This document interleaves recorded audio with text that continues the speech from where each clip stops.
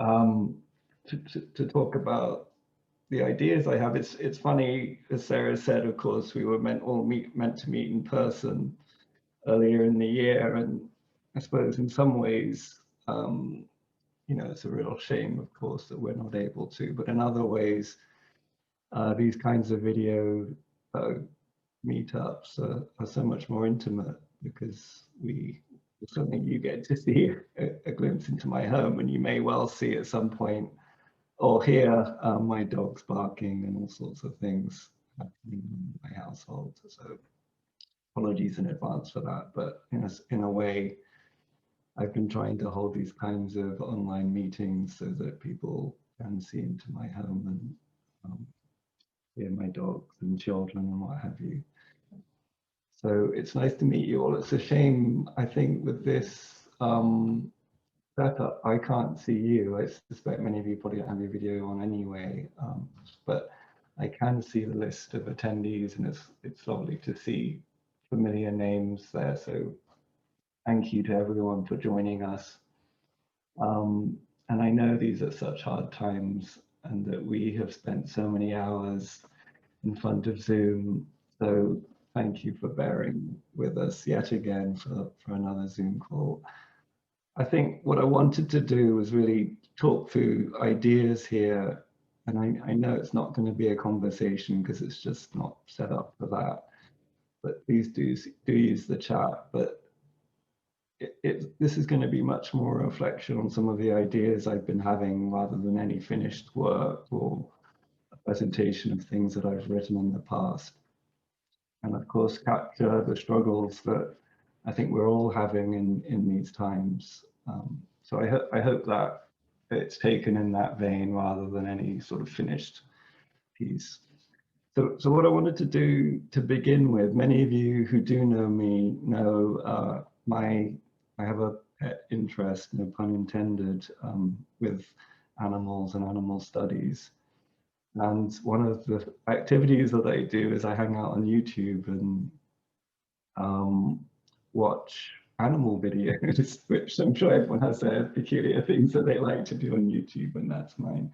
And I've got a favorite one that I've played before in different contexts. Some of you may have seen this, and I wanted to share it with you. And I just want you to watch it and think, what's going on here between Gertie and Lammy? And I want you to think as generously as you can about what might be happening between these two animals. We'll play the video and then talk a little bit about what interests me so this works. Ooh.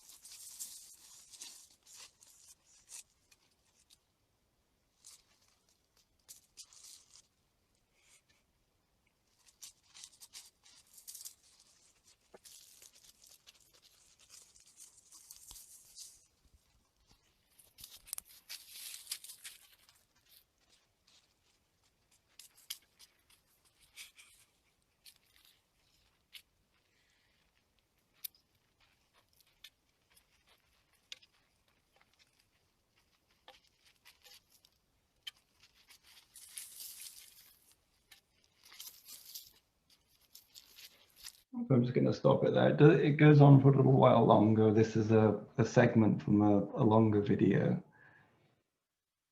So there are many ways to, of course, read the relations between animals and between humans and animals. But for me, this is such a beautiful illustration of what we might imagine the relationships between multiple species to be. The video itself, again, for me, is an invitation to think expansively about more than human capacities, that a sheep, or sorry, a goat might just be talking, might just be communicating to a rhino. might just be trying to teach a rhino to jump and to leap, and that they are playing together. It genuinely feels like they're playing together. Now, of course, there are many ways that we might sort of critique that account, and there are many things that we might say are actually going on there that don't illustrate a goat teaching a rhino to jump and that two animals are playing together. But what I want to imagine is that this is an invitation to think about more than what we know to be the clumsy categories of species, that so many of us in academic scholarship have been invested in reducing agency, reducing human agency, reducing animal agency. And yet when we see videos like this, it's hard not to think that maybe something more is happening here. So for me, the video is very much an invitation, and it's something I keep coming back to in my own work, and it's something that I want to come back to in this talk, that idea that there's a way of thinking about things that's expansive, that's generative, that we don't need to, if you like, hold on to these ways of reducing the world, that maybe there are things that we can do that are that approach these problems in much more expansive ways. So I didn't have to have a title, I suppose, for the keynote, but I wanted to introduce a term, that something that I've been thinking about for a while, the conditions of possibility. And for those of you who read Foucault, you'll be familiar with this term. I think the term predates Foucault, but Foucault certainly uses it. And I think he uses it to point out that there are particular structural conditions that make things possible. And of course, Foucault is particularly interested in language, but there are also material structures that make conditions in the world possible.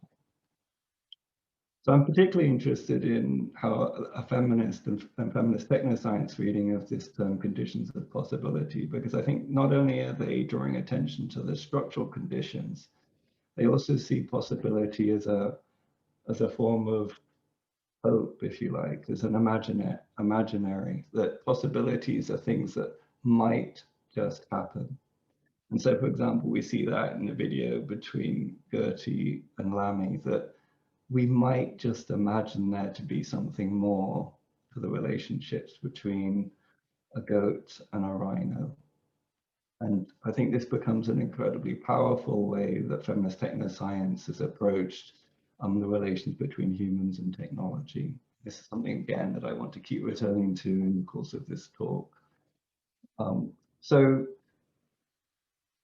in a sense, the talk's not going to be about ethics in the ordinary sense of the word, or perhaps not the ordinary sense, but the philosophical sense of the term.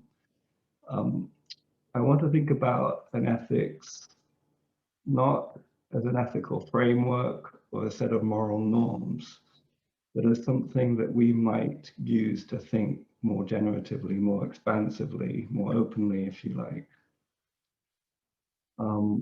It's great to see some chat there in my chat panel, so please do keep it coming up. I guess it's something I'll have to come back to later on.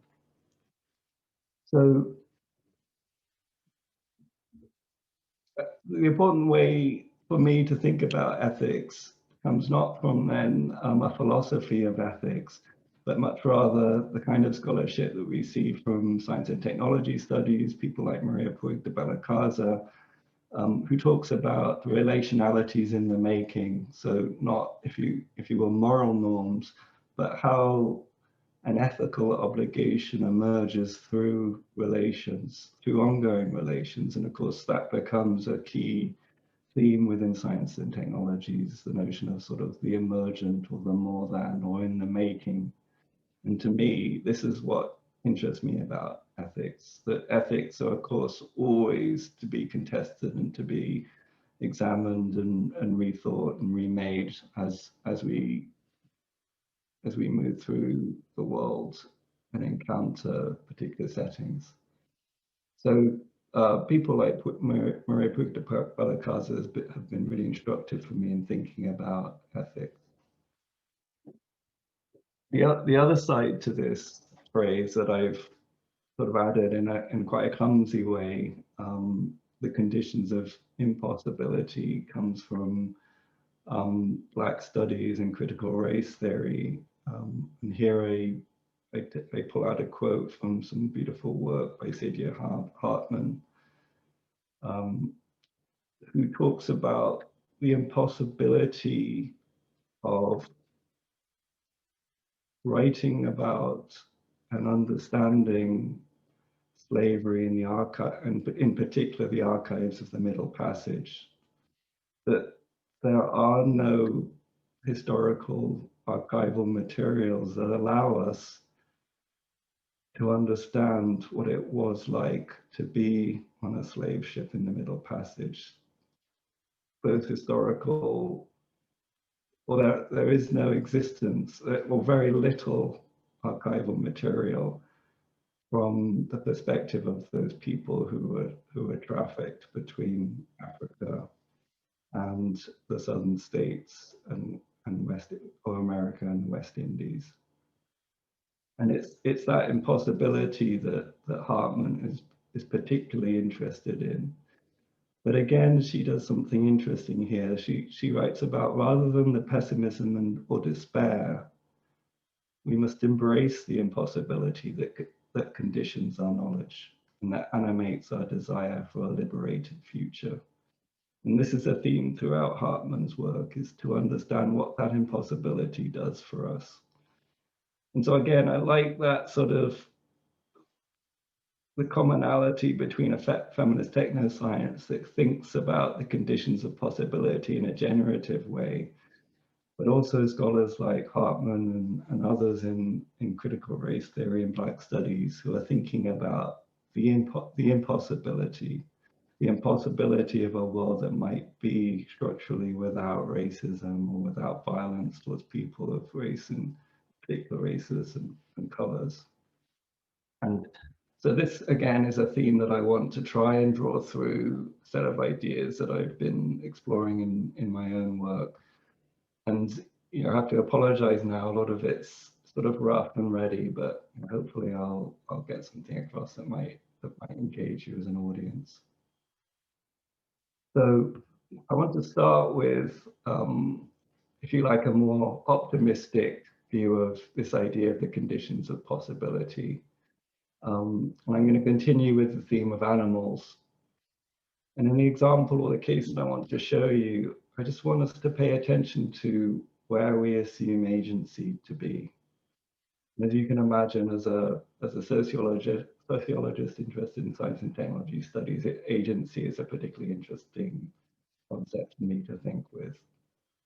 So I can't get a show of hands because I can't see your videos, but I was going to ask you who has heard of the story of Clever Hans? And I expect some of you have. Again, this is one of my stories that I like to come back to. It's one of the things that I try and revisit. I explore the historical archive as much as I can through stories like this. So rather than looking at the archive in its entirety or segments of the archive, my interest is in pulling out particular stories, and Hans is a particularly interesting one to me. So Hans, it turns out, was a celebrity circa 1900s, the early 1900s. What you're seeing on the screen now is an article in the New York Times written in 1904 about a horse. And as the article writes, Hans is an expert in numbers, even being able to figure fractions. He answers correctly the number of 4s in 8, in 16, in 30, etc. So using either his hoof or the nod of his head, Hans is able to respond to a series or a battery of mathematical questions. And he's gained this status through if you like, the status of being a celebrity through this ability or this capacity to not only respond to mathematical questions, but also use the same technique to, for example, spell out words or associate names with people. So if people came to his stables, he'd be able to refer to them by name, by spelling out their name, using obviously an apparatus. So what would happen was his owner, but also numerous people who came to subject him to experiments, would hold up either numbers or letters, and he'd use his hoof or his head to indicate what number or letter the answer, well, to answer the question that was being given to him. So I just want to show you a couple of images to give you a sense that he was really patronized by a large number of people. There was a great deal of excitement about a horse that might be skilled and have the capacity in particular to respond to fairly sophisticated numerical mathematical questions. I think in Germany at the time, there was royalty that visited him, but also, again, a particular interest in the psychology of an animal. And if you think about this as a historical moment, of course, we see the kind of birth of psychology as we know it today. And so there was a real excitement about the cognitive capacities of a horse. And here's an example of the way in which Hans was subjected to particular experimentation. So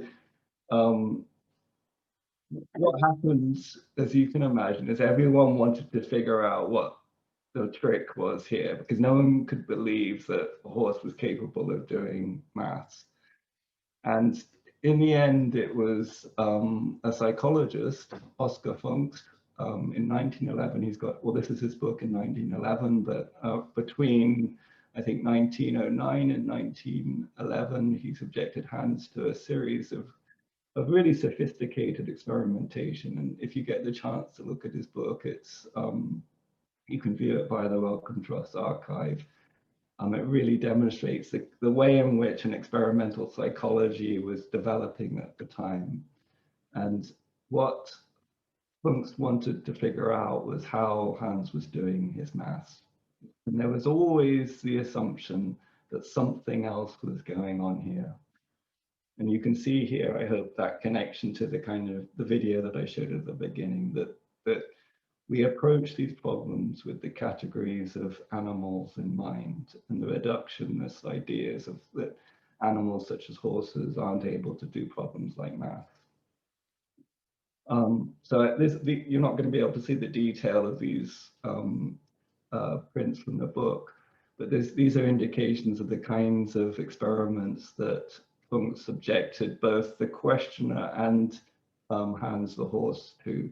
So, for example, the middle one was looking at the arc that Hans's hoof would make as he answered the question. So this fascination with detail and observation was clearly a focus of observation at the time, experimental observation, and has, of course, moved into a contemporary moment in which we see much of this happen today in experimental laboratories, particularly around psychology and cognitive science.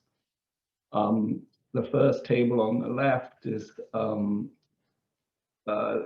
Funks got a number of people to ask Hans mathematical questions, and the table indicates the number of right answers and wrong answers to the questions that were given.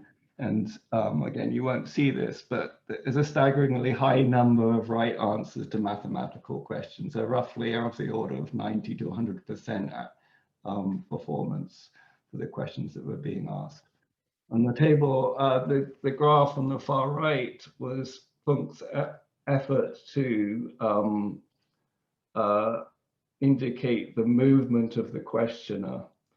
And this is, of course, where we get to something interesting. So what it actually turned out to be, well, one of the things that Funks discovered was that if the questioner didn't know the answer, nor did Hans, and so the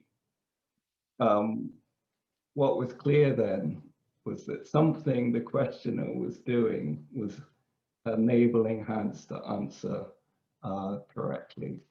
So this is just a quote taken from the book. It seems ridiculous that this should never have been noticed before, but it is easily understood. For as soon as the questioner gave the problem, he bent forward. So as soon as the questioner asked Hans a mathematical question, he bent forward ever so slightly in order to observe the horse's foot more closely. Hans would continue to tap until the questioner again resumed a completely erect posture. And so this was the trick. This was a human approaching a problem with bias, if you like, knowing the answer and bodily conveying that answer to the horse. And it turns out that the questioners really didn't know they were doing this. And as you can imagine, of course, you would lean down to look at the horse to see the correct answers, and then you would stand up when the answer had been given. And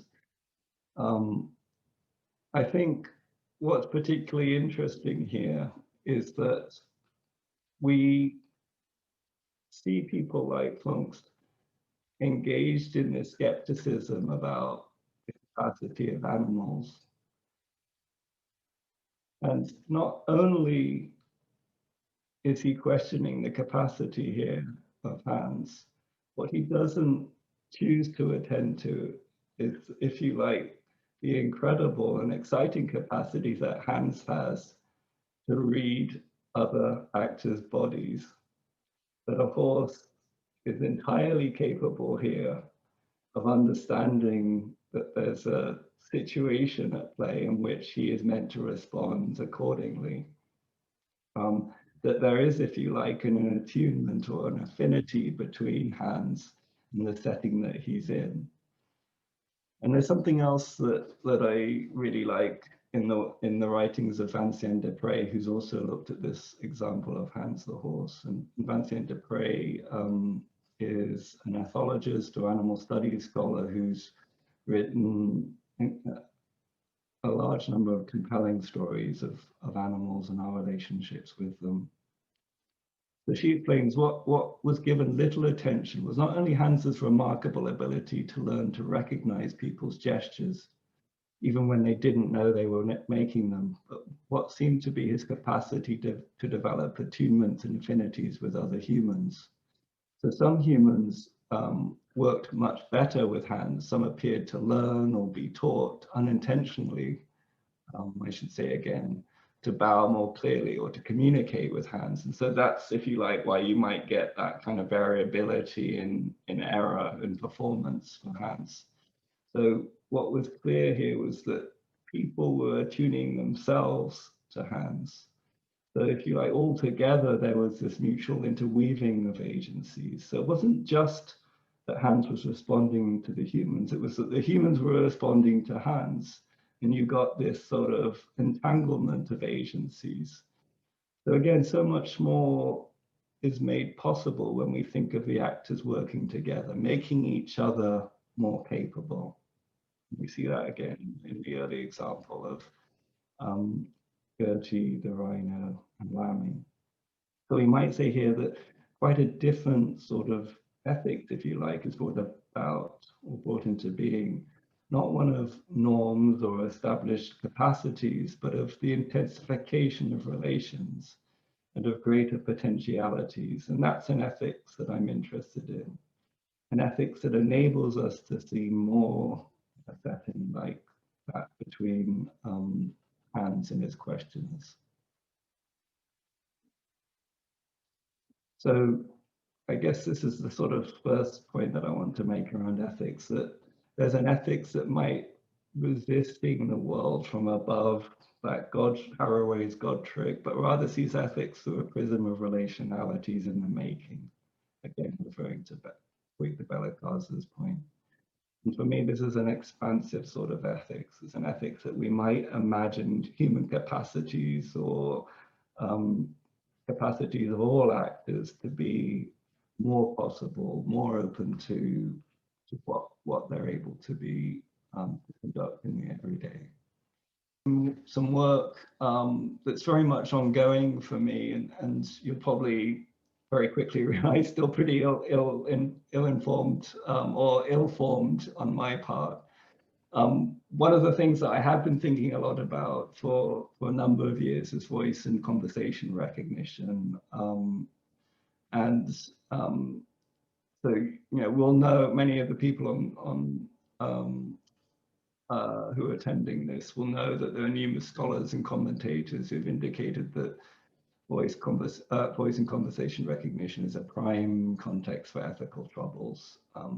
So whereas things like computer vision and face recognition often get the attention, probably because they are so visual, many of us scholars recognize that language is also a site that's especially contentious.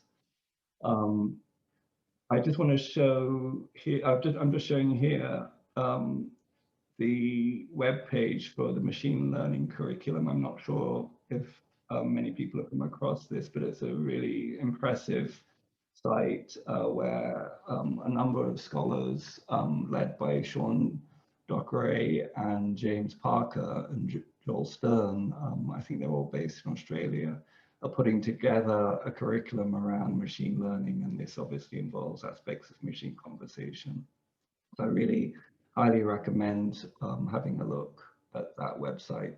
So just as an example of the kinds of issues that arise in machine listening and speech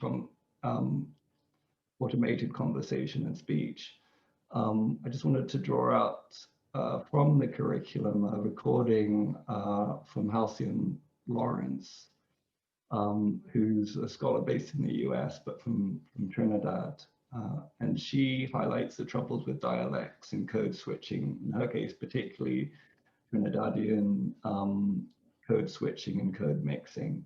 So that's the movement between, if you like, a normative idea of the spoken English language and local dialects and accents. So she explains it. There's a need to think about the design of sound, because we have to think about who gets to participate and who gets left out, who gets heard and who doesn't. And in short, who is pushed out to the margins through voice-based systems like Alexa, Siri, Google Home, etc. There's so much tied up with identity, language, and accent. When some things go wrong because it doesn't conform to some normative ideal of spoken language, there's no negotiating the interactions with systems like Siri or Alexa. There's a politics, a new form of imperialism, a language discipline. And that idea of language discipline really interests me, that through the use of these systems like Alexa and Siri and Google Home, there's a disciplining of what is a normative version of spoken English. And so there's a really kind of wonderful term that's used in the technical area that is interested in automated speech recognition, often just referred to as ASR. And it's under-resourced languages. And the term highlights the need to invest more in, for example, putting together data sets or using more universal approaches to translation for languages that don't often get resources, African spoken languages, for example. And while, of course, that's an incredibly important mission, and I would support it, I think something much more is going on here. And I just want to briefly, and it's going to be brief given the time, highlight some things that interest me. So I've been working with some colleagues in India, specifically Sarayun Natarajan and Suha Muhammad from the Apti Institute. And we've conducted a number of interviews with companies who are using crowdsourcing platforms to label language and other sorts of data for AI systems. These platforms employ data labelers and What we've yet to do, of course, is, or not to any degree of detail, at least speak to the labelers, but that's very much intended on our program of research. So what I'm going to run in the background is some videos. One of the things I've been doing is looking at YouTube videos of how data labeling is trained or how people on YouTube are recommending data labelers use platforms like Mechanical Turk to label speech. And so obviously Mechanical Turk has all these hits that you're supposed to use to or earn money through by labeling speech and producing the spoken word. And the videos are just examples. And I could talk a lot about the kind of videos that I've watched on YouTube about this kind of training. But what I want to just kind of tie things up with here is sort of to give you a brief sense of what we're learning about data labeling in India. And I think there's some really innovative conditions that are being developed by these platforms that we've spoken to. So there's innovations in the platforms themselves and how they're responding to really sophisticated labeling tasks. So labeling isn't any longer just, is this a cat, is this a dog, etc. Companies are, clients, if you like, are asking these labeling companies and platforms to do much more sophisticated tasks, from healthcare all the way to, as we're seeing here, kind of labeling speech. So what's happening is that they're breaking down the crowdsourcing labor tech model and developing much closer and trusting relationships with their labelers. So if you like, I feel that's a more positive movement in the crowdsourcing labor tech movement. These are much smaller, decentralized teams. They're also engaging populations from wider geographic regions, and a couple of the companies we've spoken to are very driven by a kind of ethical practice, and I think that's interesting and promising. So they're trying to include people from third or fourth tier cities in India and rural areas. And because the tasks are more challenging, they're also involved in training programs where they're trying to skill up their labelers.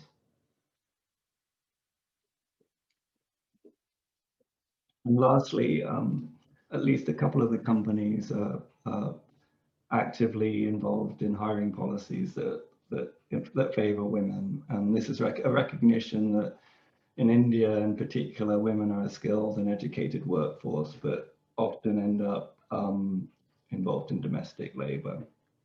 So there's a real attempt there to engage women in the data labeling itself. So this is just another video in the background that I want to play that's about training people how to use these data labeling systems. So, so there are certainly some promising conditions that are making that more possible here. And we could, for example, begin to think about legal frameworks and ethical guidelines that encourage best practice across the sector. What worries me, though, is that there are troubling norms and values at stake. We're building systems and platforms that default to or even reward a universal English. And that's something that Halcyon speaks to, Halcyon Lawrence. What's easy to overlook is what gets left out by such an English, not just accents and regional words, but what meanings and values get lost in the regional versions of English that aren't accommodated. I think there's something especially interesting about the labors of labelers when we speak, who speak multiple languages that code mix so fluidly. Choosing to erase these feels at best like it's limiting the conditions. The chance of more to happen is reduced. At worst, it feels like the continued exploitation of labor that constitutes liberal economics in modern colonial projects. So I'm interested here in that nexus of technology, progress narratives, post-coloniality, modern liberalism, all set against late capitalism. And this sort of idea of a totalizing of cultural values that I would call through the back door, because language, unlike images or the visual, is so much harder to hold on to, so much harder to witness. So I just want to kind of wrap things up here. And this is where, to me, that question of the impossibility comes to the fore. This is where we get to conditions of impossibility that are much more, and possibility, impossibility that are much more sketchy for me. So as scholars in critical race theory and Black studies have long argued, we cannot live outside these imperial and colonial histories that start to discount other versions of English. They are forever present in the contemporary. And so much is written out of our understanding of language. When so much of language is thrown into what Deleuze calls the trash heap of linguistics, namely pragmatics, how do we even begin to account for those things that might allow our futures to be more liberated? The point here is that we need to acknowledge these histories. There's not a way to de-bias an AI system, and that idea of de-biasing really worries me. There's not some way of solving the data set. How do we bring more people to the table? People like data labels, not so their voices are inputs, but are part of a conversation where there are affinities and attunements, not for some optimistic outcome, but to reconcile histories intimately interlocked with presents and futures. And of course, we could go back to the work with TH and ask the same questions of norms being perpetuated here, norms of ability and disability. So how do we live with these conditions of impossibility? What are the tolerances we should bear, and what options do we have to resist singular norms and ethics even that inevitably come with impossible histories and only just possible presence?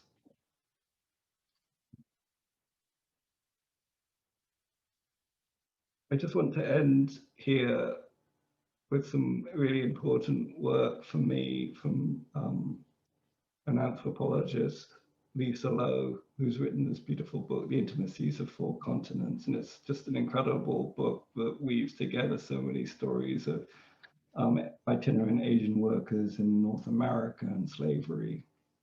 And her whole purpose is to cut across the traditional idea of geographic archives. So Lisa Lowe writes at the very end of her book, there were conditions of possibility that were vanquished by liberal political reason and its promise of freedom.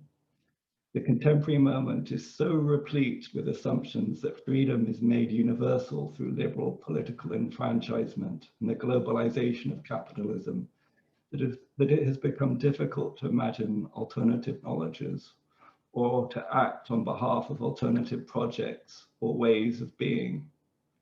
Within this context, it is necessary to live within, but to think beyond this received liberal humanist tradition, and all the while to imagine a much more complicated set of stories about the emergence of the now, in which what is foreclosed as unknowable is forever saturating what can be known. We are left with the project of imagining, mourning, and reckoning our humanities within the received genealogy of the human. And that idea of genealogy and history in the present is really a direct kind of reference to Foucault. And I suppose that, if you like, ties it back to the idea of the conditions of possibility for me. I'd like to leave it there. I think we've got, well, hopefully about 10, 15 minutes for questions and discussion. Yeah, that was amazing. Thanks, Alex. Like I would love to listen to more, really. I feel like we've just got started. I'm sorry that we have to cut off there, but there is 10 minutes for questions and answers. So raise your hands if you have one and I will allow, it says allow to talk. Sounds quite intense. Okay, Fionn Grant first.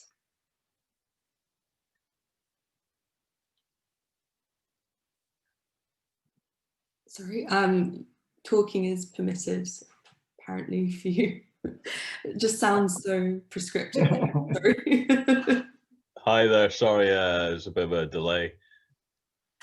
Yeah, I was just going back to the animal video, and in respect to sort of studies into animal consciousness and memory and thinking and that sort of stuff. I was just wondering what your thoughts are on the amount of, I know I just see a lot of headlines that sort of they mention animals, and it's almost like an incredulous thing that they're able to do something, like a crow's able to use a stick to get something out of a box or something like that.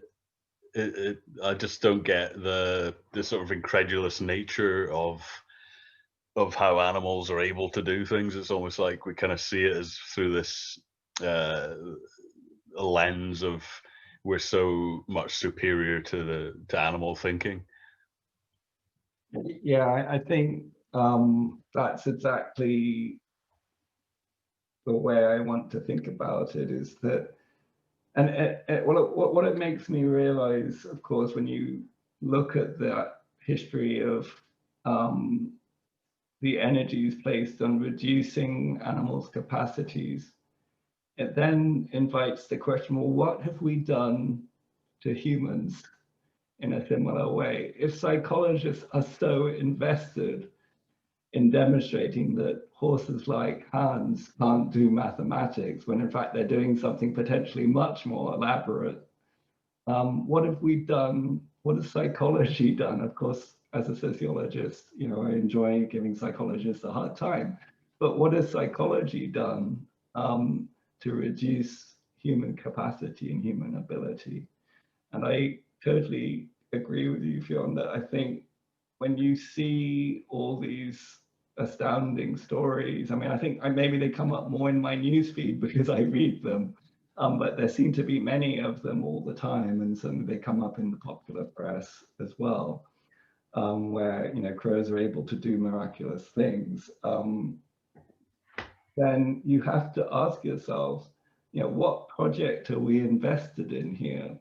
And to me, it's a project of reduction, and the reduction of our capacities, not just of animals, but of humans. And it dismisses this idea of a much more relational becoming, that we are always able to make more of a situation when we're given the opportunity to. And so if you like, it's both recognizing that might potentially be the case, but also recognizing that we bring our own sets of ideas for what is going on. And I would invite everyone just to sort of think more openly about ability and capacity in that way. Okay, cheers. Thank you.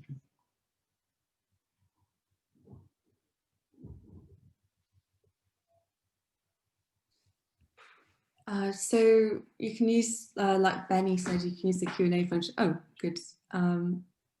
Okay, Eva has the question. It's in the Q&A section, Alex. See, it's okay. So Eva says, research around ethics has gone from niche to mainstream. Oh, hang on, that's just disappeared. Okay. Should we be concerned some core messages are getting lost in the noise? So, as Eva knows, and, I enjoy talking to Eva because she has a background in ethics and I don't. So I know that there is this long history of thinking about ethical frameworks and understanding ethics in terms of norms. And I'm not trying to suggest that that is set in stone. And it's understood, of course, to be, ethics are understood, of course, to be emergent and always at play. But I'm intentionally trying to approach ethics from a much more everyday sense. And so I don't pretend to speak to the philosophical origins of ethics, and certainly I would start to resist and push back on an Enlightenment thinking around ethics and moral reasoning. I see that as a deeply problematic orientation to ethics. And that's why I try in my own work, at least, to make this kind of, or come at it from a different position in which I see ethics as being something that is understood through the lens of how people are in the world, or obviously not just people, but animals as well. That ethics is always, if you were to approach a person on, and I know this is a, perhaps a cliched response to this, but if you were to approach a person on the street and ask about ethics, their ethics wouldn't be to cite Nietzsche, it would be to understand, goods and bads in a particular contemporary moment, and how those goods and bads are made sense of with respect to specific conditions. And to me, that becomes an interesting site of inquiry. I would say it runs very much in parallel to, a philosophical approach to understanding ethics. Let's see, Beverly's got a question. And Ava, if you want to give me a hard time about that, I'd very much welcome it. So Beverly asks, can you expand on your point that we can't debias a system? So yeah, I mean, the last part of the talk was really rushed, and I have to say is probably where my heart is right now in terms of thinking, and I think I probably didn't do it justice, so I apologize for that. So the thing that really interests me about the readings that I'm doing with, in particular with Daniela Rosner, who is a designer and scholar at the University of Washington, around, well, we're interested in complexity, and we're interested in how complexity is something that is being presented as a contemporary trope in society.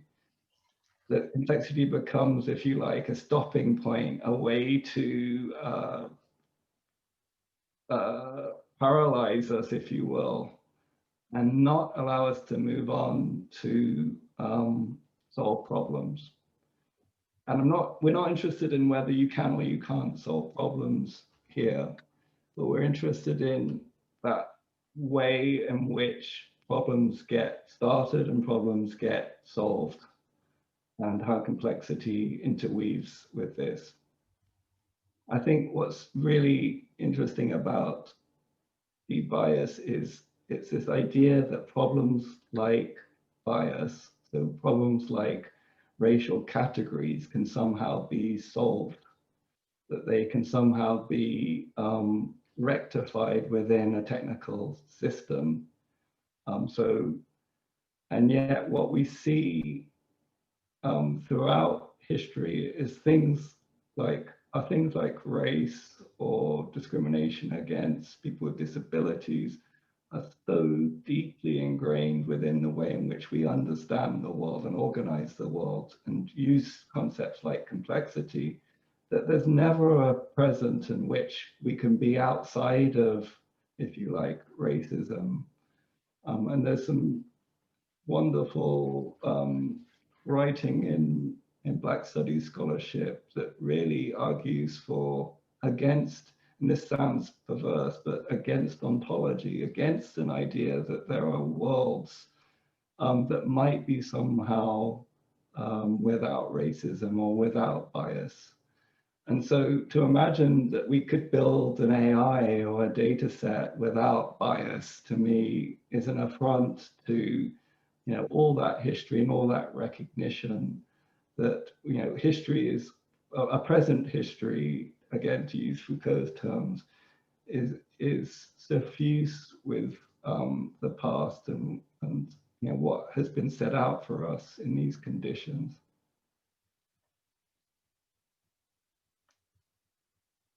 Okay, so we're getting a little bit close to the next panel.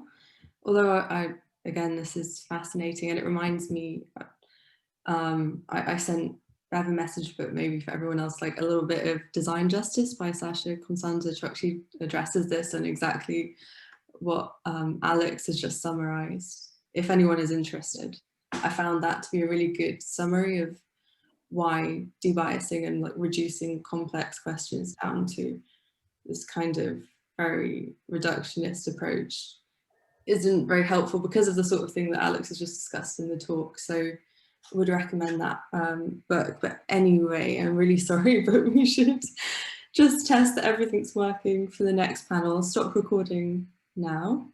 But thank you so much. Thank you so much, Alex.